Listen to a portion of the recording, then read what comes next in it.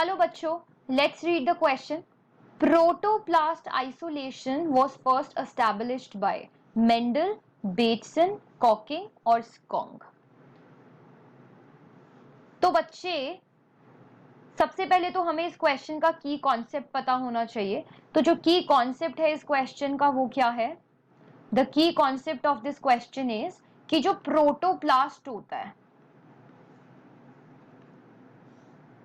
Exactly protoplast जो है पहले तो एक लिविंग सेल, ठीक है, एक living plant cell, living plant या फिर बैक्टीरिया की सेल बोल सकते हैं, लिविंग प्लांट और बैक्टीरियल सेल जिसके सेल वॉल को आपने रिमूव कर दिया है, जिसके सेल वॉल को आपने रिमूव कर दिया है. तो सेल वॉल के अलावा बाकी का जो पोर्शन बच गया सेल में उसे आप क्या कह देते हो? प्रोटोप्लास्ट कह देते हो. तो इसका आइसोलेशन किया गया, एक साइंटिस्ट ने इसका आइसोलेशन किया. तो इस क्वेश्चन में हमें वही पता लगाना है. और इसका आइसोलेशन किया क्यों गया था? For the tissue culture. Tissue culturing से इसका रिलेशन है, ठीक है, टिश्यू कल्चरिंग के लिए. तो प्रोटोप्लास्ट के जो मतलब प्रोटोप्लास्ट है उसका आइसोलेशन हुआ. एंड इसका की कॉन्सेप्ट ये कि ये किसने किया. So what, who was the scientist? ठीक है. तो सबसे पहले तो बच्चे जो प्रोटोप्लास्ट टर्म है, अगर आप देखो ये जो टर्म है प्रोटोप्लास्ट, इसको कॉइन किसने किया था? इसको कॉइन किया था हैंडस्टीन ने इन 1880. ठीक है. दूसरी चीज, सबसे पहला आइसोलेशन प्रोटोप्लास्ट का was achieved by क्लेकर.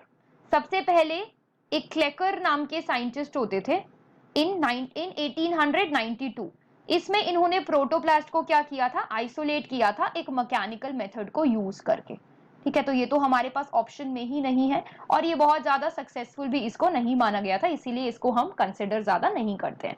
उसके बाद यहाँ पे जो रियल बिगिनिंग हुई प्रोटोप्लास्ट की रिसर्च में और प्रोटोप्लास्ट के आइसोलेशन में, वो बच्चे की थी किसने? कॉकिंग ने. ठीक है. तो जो कॉकिंग थे उन्होंने 1960 में प्रोटोप्लास्ट की रिसर्च करी और उन्होंने एक बहुत ही सक्सेसफुल एंजाइमेटिक मेथड के थ्रू, एंजाइमेटिक मेथड उन्होंने यूज किया था for the isolation of protoplast.